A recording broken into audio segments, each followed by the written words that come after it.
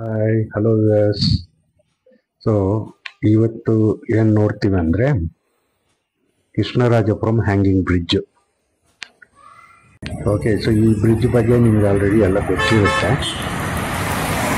So ಈ bridge ಬಂದ್ಬಿಟ್ಟು old Madras road, outer ring road ಇದೆ ಅಲ್ವಾ, ಓಲ್ಡ್ ಮೆಡ್ರಾಸ್ ರೋಡು.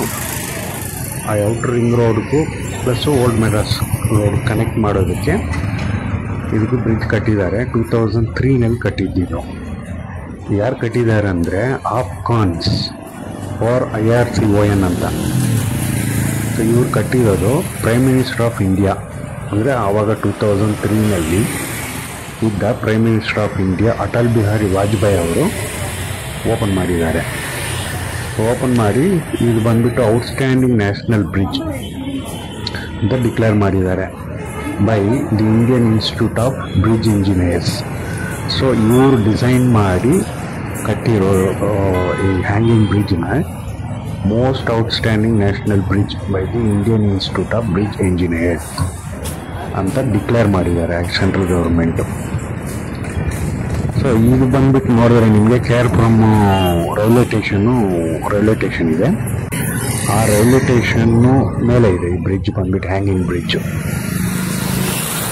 ಇದು ಏನು ಕಟ್ಟಿದ್ದಾರೆ ಅಂದರೆ ಮೇಯ್ನು ಟ್ರಾಫಿಕ್ಕು ಸಿಕ್ಕಾಪಟ್ಟೆ ಇತ್ತು. ಇದು ಕಟ್ಟೋಕ್ಕೆ ಮುಂಚೆ 2003 ಮುಂಚೆ ಅಲ್ಲಿ ಟಿನ್ ಫ್ಯಾಕ್ಟ್ರಿ, ಆ ಕಡೆ ನಮ್ಮ ವೈಟ್ಫೀಲ್ಡು ಮಾರ್ತಲ್ಲಿಂದ ಬರೋ ವೆಹಿಕಲ್ಸು, ಪ್ಲಸ್ಸು ಈ ಕಡೆಯಿಂದ ಸಿಟಿ ಮಾರ್ಕೆಟ್ ಕಡೆಯಿಂದ ಬರೋ ವೆಹಿಕಲ್ಸು, ಆ ಕಡೆ ನೋಡಿದ್ರೆ ಹೊಸಕೋಟೆ, ಮಾಲೂರು, ಕೋಲಾರಿಂದ ಬರೋ ವೆಹಿಕಲ್ಸು ಅಂತ ಸಿಕ್ಕಾಪಟ್ಟೆ ಒಂದು ಕಡೆ ಜಾಮ್ ಆಗ್ತಾಯಿತ್ತು. ಸೊ ಆವಾಗ ಚಿಕ್ಕದಿತ್ತು, ನೋಡೋಕೆ ಹೋದರೆ ಚಿಕ್ಕ ಬ್ರಿಡ್ಜ್ ಇತ್ತು ಆವಾಗ. ಆ್ಯಕ್ಚುಲಿ ಇದನ್ನು ಕ್ರಾಸ್ ಮಾಡೋದಕ್ಕೆ ಚಿಕ್ಕ ಬ್ರಿಡ್ಜ್ ಇತ್ತು. ಸೊ ಆ ಬ್ರಿಡ್ಜ್ನಲ್ಲಿ ಸಿಕ್ಕಾಪಟ್ಟೆ ಕಂಡೀಷನ್ ಆಗಿ 1 hour 2 hour ಆಗ್ತಾಯಿತ್ತು ಇದನ್ನು ರಿಲೀಸ್ ಮಾಡೋದಕ್ಕೆ ಈ ಟ್ರಾಫಿಕ್ನ.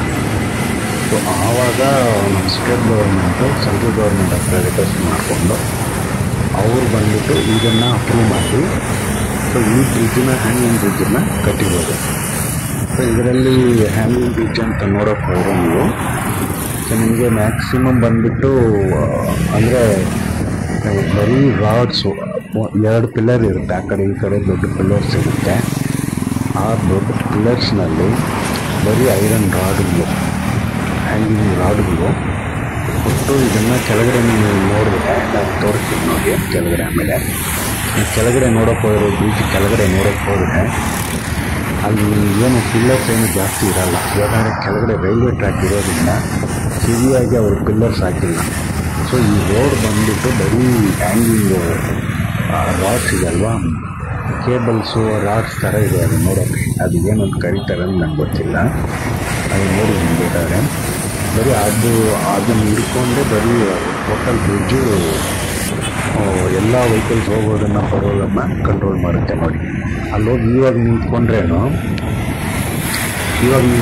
ಏನಾಗುತ್ತೆ ಗೊತ್ತಾ, ಸೌಂಡ್ ಬರ್ತಾ ಇರುತ್ತೆ.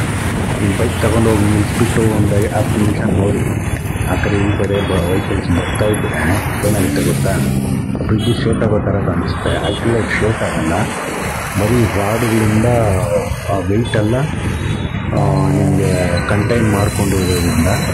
ಸೊ ಕೆಳಗಡೆ ಪಿಲ್ಲರ್ ಬೇರೆ ಜಾಸ್ತಿ ಇಲ್ಲ ಅಲ್ವಾ, ಹಾಗಾಗಿ ಅದು ಆ ಥರ ಸೌಂಡ್ ಬರುತ್ತೆ. ಒಟ್ಟು ಇದು ಹೆವಿ ರಾಡ್ಸ್ ಇದೆ, ಆ ರಾಡ್ಸಿಂದ ನಿಮಗೆ ಸೊ ಅವರು ನೀಟಾಗಿ ಅವರು ಬಿಲ್ಡ್ ಮಾಡಿದ್ದಾರೆ. ಸೊ ನಾನು ಹೇಳಿದ ಥರ ಸೊ ಇದು ಯಾರು ಡಿಸೈನ್ ಮಾಡಿದ್ದಾರೆ, Indian institute of bridge engineers, ಬರೀ ಬ್ರಿಡ್ಜ್ ಇಂಜಿನಿಯರ್ಸ್ ಅಂತಲೇ ಇದ್ದಾರೆ. ಸೊ ಅವ್ರ ಕಡೆಯಿಂದ ಸೊ ಇದು ಡಿಸೈನ್ ಮಾಡಿ ಸೆಂಟ್ರಲ್ ಗೌರ್ಮೆಂಟಿಂದ ಅಪ್ರೂವ್ ಮಾಡಿ ಸೊ ನಿಮಗೆ ಅದು ಕಟ್ಟಿರೋ ಬ್ರಿಡ್ಜು.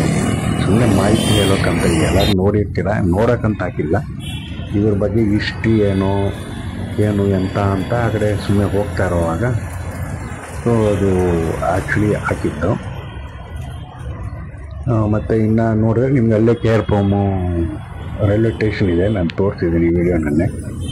ನಿಮ್ಮ KRಪುರಂ ಮೆಟ್ರೋ ಸ್ಟೇಷನಿಂದ ನೋಡಿ ಇದು ಬ್ರಿಡ್ಜ್ ಕೆಳಗಡೆ ಇರೋದು ನೋಡ್ಕೊಳ್ಳಿ, ಆ ಕಡೆ ರೈಲ್ವೆ ಸ್ಟೇಷನ್.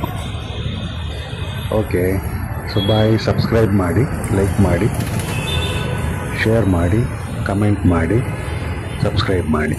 Thank you.